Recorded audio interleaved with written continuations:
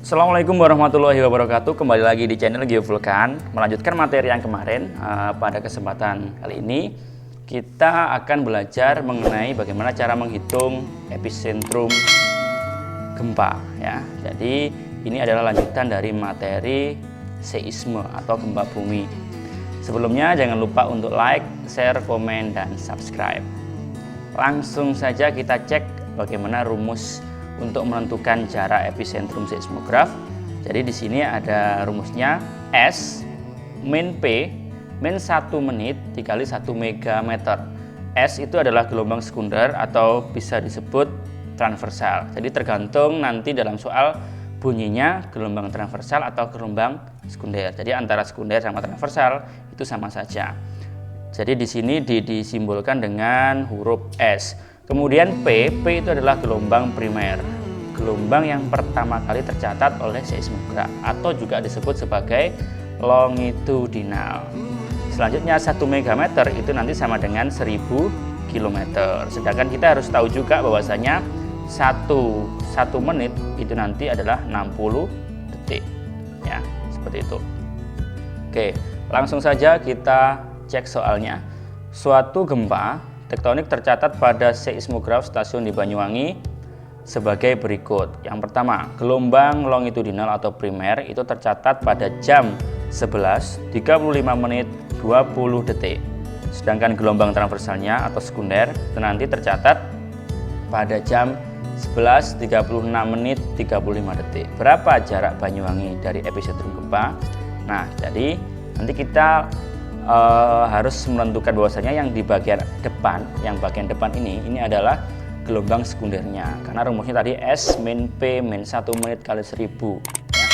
Jadi seperti kita ketahui bahwasanya gelombang sekunder itu menunjukkan jam 11.36 menit 35 detik, kemudian dikurangi 11.35 menit 20 detik. Nah, jadi hasil pengurangan antara sekunder sama primer itu adalah 1 menit 15 detik ya. Nah, setelah 1 menit 15 detik ini ketemu, kemudian kita kurangi 1 menitnya ya, 1 menit. Berarti hasilnya adalah 15 detik. Nah, ini 15 detik. Jika antara S dan P ini nanti menghasilkan satuannya cuma menit, itu nanti kita langsung alihkan dengan 1000 ya. Jadi kita tidak perlu per 60. Jadi per 60 itu ketika hasilnya nanti ada detiknya ya. Jadi misalkan hasil dari S min P sama dengan 5, berarti nanti 5 dikurangi 1 kan 4 dikali 1000 hasilnya adalah 4000. Itu lebih mudah. Tapi ketika hasilnya seperti ini 1 menit 15 detik itu nanti dikurangi 1 menit, berarti hasilnya kan 15 detik. Nah, karena di sini satuannya 15 detik, maka 15 ini nanti kita per 60 ya. Jadi seperti ini, 15 per 60 baru kita kalikan 1000 km. Atau mungkin kalau teman-teman sudah hafal pecahan kayak gini, bilangan pecahan kayak gini, nanti langsung aja 15 per 60 itu kan sama dengan seperempat. Jadi seperempat itu nanti kalikan 1000, hasilnya adalah 250 km.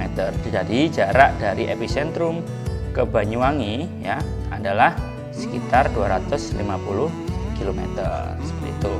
Nah, jadi diingat-ingat bahwasanya jika detik seperti ini hasilnya ada detiknya seperti ini, detik 2 ini itu nanti di per 60 dulu. Tapi kalau hasilnya berupa menit itu nanti langsung kita kalikan 1000 gitu. Contoh soal kedua. Nah, di sini suatu gempa tektonik tercatat pada seismograf stasiun di Banyuwangi sebagai berikut. Yang pertama, gelombang primernya itu nanti adalah 11.35 menit 20 detik. Sedangkan gelombang transversal atau sekundernya itu nanti tercatat pada jam 11.37 menit 10 detik. Nah, berapa jarak Banyuwangi dari epicentrum gempa? Nah, kalau seperti ini nanti caranya sama, cuma di sini bedanya bagian belakang ya, detiknya ini ternyata gelombang sekunder itu lebih kecil daripada yang primer, sedangkan rumusnya adalah sekunder dikurangi primer min 1 menit dikali 1000. Jadi nanti seperti apa? Nah, jadi seperti ini. 11:37 menit 10 detik dikurangi 11:35 menit 20 detik. Nah, 10 detik ini nanti kan dikurangi 20 detik. Artinya jawabannya nanti minus. Nah, kan ini nggak mungkin ya. Jadi sekunder itu kan dia posisinya lebih banyak pukulnya. Jadi 11:37, kalau yang primer itu nanti 11:35 seperti ini. Artinya sekunder itu sebagai angka yang nantinya dikurangi itu posisinya dia seharusnya lebih besar. Nah, kalau seperti itu kasusnya, maka seperti pengurangan biasa. Jadi nanti 10 ini ya kita pinjam 1 menit dari 37 ini. Jadi nanti hasilnya adalah 11:36 menit 70 detik. Nah, 70 detik itu diambil dari 1 menitnya tadi. Ini kan 37, sekarang 36. Jadi 1 menitnya tadi dipinjamkan ke belakang. 1 menit itu sama dengan 60 detik. Berarti 60 plus 10 hasilnya adalah 70. Kemudian baru kita kurangkan dengan 11:35 menit 20 detik. Nah, hasil pengurangannya itu adalah 1 menit 50 detik seperti itu ya. 1 menit 50 detik itu nanti baru kita kurangi dengan yang 1 menit ini. Nah, 1 menit baru dikalikan 1000, maka 1 menit 50 detik dikurangi 1 menit itu nanti tinggal 50 detik. Nah, 50 detik itu nanti jangan dikalikan langsung 1000. Kalau dikalikan langsung 1000 itu nanti hasilnya kan 50.000. Karena di sini detik, maka 50 ini baru kita per 60 dulu. Ya, jadi 50 per 60 baru dikalikan 1000 km. Jadi hasilnya nanti adalah 833,33333 km. Jadi jarak dari epicentrum ke Banyuwangi adalah sekitar 833,33 km. Jadi seperti itu. Jadi ketika nanti teman-teman menjumpai soal yang seperti ini, misalkan yang depan gelombang sekundernya detiknya itu lebih kecil daripada pengurangnya yang ada di gelombang primer.